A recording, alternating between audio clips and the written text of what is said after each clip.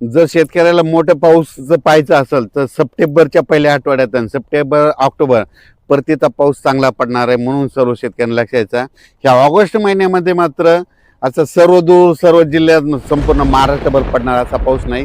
काही काही भागातच पडणार आहे, त्यांना जीवदान ठरणार, जिथं पडला त्यांना समाधानकारक राहणार आहे, म्हणून हे अंदाज लक्षाचा. पण सगळ्या ओढे नाले वाहतील, नदीला पाणी येईल, तळ्यात पाणी येईल असा पाऊस मात्र सप्टेंबरच्या पहिल्या आठवड्यात आणि सप्टेंबर ऑक्टोबरमध्ये मात्र चांगला पडणार आहे, म्हणून हा अंदाज सर्व शेतकऱ्यांना लक्षात घ्यायचा.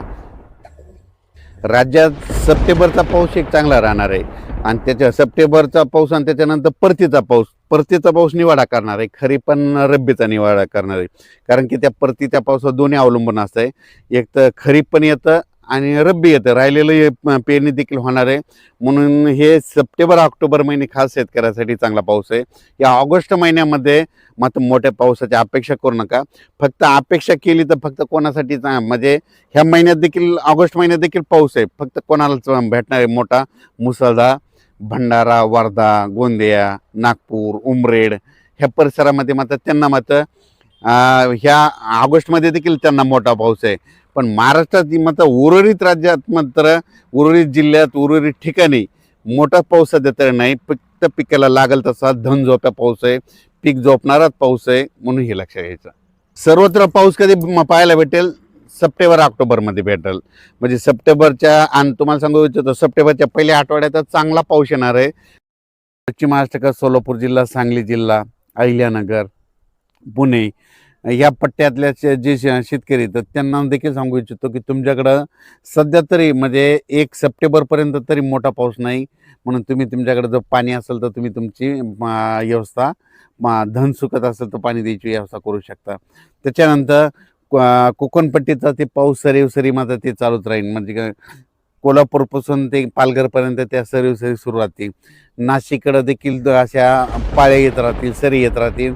तिकडे काही खूप मोठा पाऊस नाही, म्हणून हा अंदाज लक्षात घ्यायचा. त्याच्यानंतर इकडं नंदुरबार जिल्हा, धुळे जिल्हा, जळगाव जिल्हा आणि हे बुलढाणा जिल्हा तिकडं काय होणार आहे, ह्या शेवटच्या आठवड्यात एका पाठोपाठ 1-2 कमी दाबाचे पट्टे जात असल्यामुळं शेवटच्या आठवड्यात मात्र त्या धुळे जिल्हा, जळगाव जिल्हा, नंदुरबार, बुलढाणा, अकोला, अमरावती ह्या पट्ट्यामध्ये काय होणार आहे, त्या परिसरामध्ये पाऊस पडणार आहे, म्हणून हा अंदाज लक्षात घ्यायचा. पण राज्यात सर्वदूर सगळीकडे पाऊस पडेल असं काही सध्या तरी परिस्थिती नाही. महाराष्ट्रात म्हणजे पश्चिम महाराष्ट्र, मराठवाडा इकडं पाऊस नाही येण्याचं कारण सांगतो. काय झालं की एक बंगालच्या खाडीमधून जे कमी दाबाचे पट्टे तयार होतात ते काय होईल तर ते नागपूरकडून इकडं मध्य प्रदेशकडून इकडं गुजरात, राजस्थानकडे 2 चालले. तर मग ते जात असताना ते जोपर्यंत शांत होत नाहीत तोपर्यंत आपल्या इकडं पाऊस पडणार नाही, म्हणून हा अंदाज लक्षात येतात. तसंच आता देखील परत 2 कमी दाबाचे पट्टे आहेत, ते लो प्रेशर आहेत, ते जाणार आहेत. त्याच्यामुळे काय होणार आहे, ते विदर्भातच पाऊस पडणार आहे.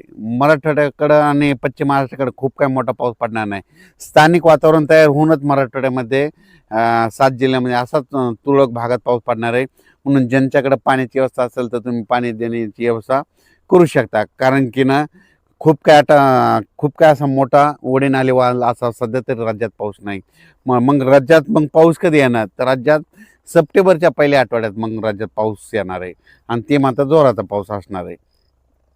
सध्या फक्त वरुणराजाची बॅटिंग फक्त विदर्भाकडेच आहे, म्हणजे त्यांच्याकडेच आहे. कारण की ना मग त्याच्यामध्ये कोणतं सांगतो की परत एकदा सांगतो, वर्धा, नागपूर, भंडारा, गोंदिया, चंद्रपूर, यवतमाळ, इकडं अकोला, अमरावती, पुन्हा मध्य प्रदेशचे जे लगतचे तालुके आहेत मोर्शी, अचलपूर, दर्यापूर, त्याच्यानंतर इकडं परतवाडा, इकडं जळगाव, जामोद ह्या पट्ट्यामध्येच काय होणार आहे, ह्या शेवटच्या आठवड्यामध्ये आता म्हणजे 18 ऑगस्ट ते 30 ऑगस्टपर्यंत त्या परिसरामध्येच विदर्भातच पाऊस पडणार आहे.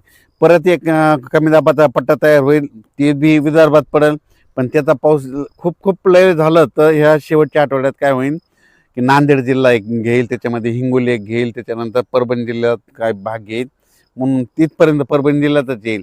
त्याच्या पुढं काही ते पाऊस सरकणार नाही, कारण की ते पाऊस तिथून तिथंच स्थिर होऊन जाईल.